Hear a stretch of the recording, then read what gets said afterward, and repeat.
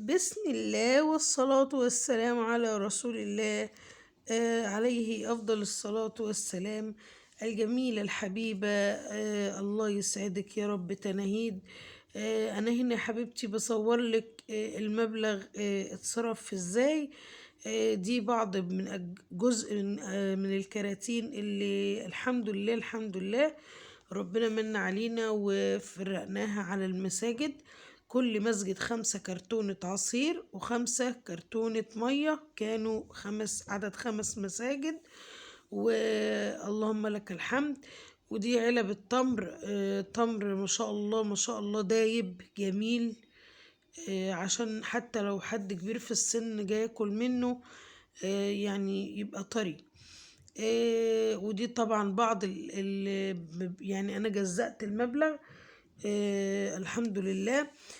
يقول الله في الحديث الشريف، أو الحديث يقول أن أفضل الصدقات التي يحبها الله سبحانه وتعالى هي سقي الماء. وده الحمد لله تم في 5 مساجد، 5 علب عصير و5 علب ماء في كل مسجد، على عدد 5 مساجد.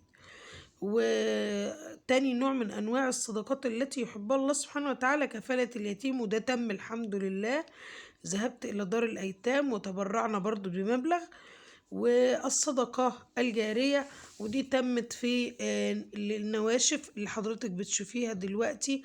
كرتونة كانت عبارة عن كل حاجة من الموجود في التصوير: مكرونة وشعرية وزيت وسكر وعصير في الكيس، واللي هو التمر هندي أو السوبيا، والتمر الناشف اللي بنحط عليه اللبن ده اللي بنعمله في خشاف، ورز وسكر وسمنة وزيت، ما شاء الله تبارك الله.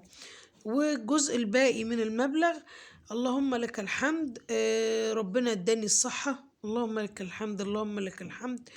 وجبت اللهم لك الحمد بسم الله ما شاء الله تبارك الله عدد 30 فرخة، وقسمتهم على 4.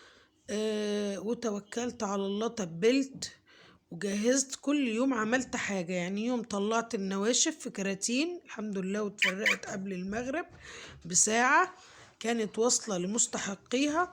وجزء طلعناه مع سقي الماء للمساجد، والعصير طلعنا صدقة الأيتام. وجزء الحمد لله طبخنا بيه. اللهم لك الحمد ولك الشكر، طبعا بمساعدة أولادي جزاهم الله خيرا. وجزاكي خيرا حبيبة قلبي، حبيبة قلب ماما تناهيد. مش عارفة أقولك إيه، شكرا جدا جدا جدا على ثقتك التامة فيا. أسأل الله العظيم أن يشفيكي ويعافيكي ويرضيكي ويحقق لك كل أمنياتك وكل ما تتمني وأكثر يا قلب ماما. ودايما في زيادة يا رب، من زيادة لزيادة ومن خير لخير، وبارك الله فيكي وزادك من واسع فضله. ما شاء الله تبارك الله. انتي اخدت دعاوي كتير قوي قوي يا تناهيد، سواء من اللي اخد مطبوخ ومن اللي اخد فلوس ومن اللي اخد معايدات واللي اخد من في المساجد، ما شاء الله تبارك الله. هنا كانت بعض وجبات، منها سمك ورز، منها طبيخ وفراخ، مشوي محمر مقلي. بجد والله العظيم انتي كفيتي ووفيتي، وربنا يديم السعودية يا رب ويديكوا الخير والصحة. وهنا طبعا كان بعض الناس يعني قالوا لنا بالاسم عايزين السمك النوع الفلاني، شويناه وهنا عملناه فرن. اللهم لك الحمد، طبعا بمساعدة الأهل والإخوات والحبايب. كانت فرحة بجد وهم بيشتغلوا. وده الحلو كان في الأطباق متجهز. ودي مكرونة بشاميل كده في علب صغيرة في اللي هي الفويل. وده الفراخ والجلاش بجد. ودي شعرية العصفور والكفتة والفراخ في الفرن هيت.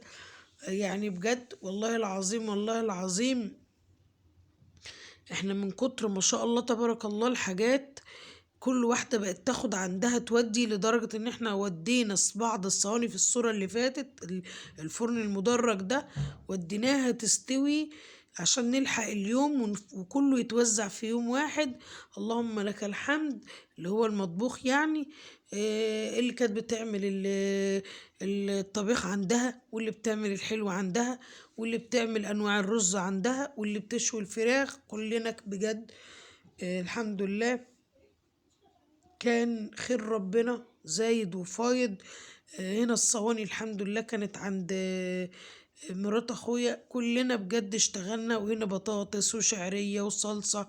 هنا دي فرخة مع بطاطس مع طماطم، اكياس اكياس اكياس مع صلصة مع كله. الحمد لله الحمد لله. كل واحد كان في مكانه بيستف في حاجاته وبيجهزها، وتوكلنا على الله.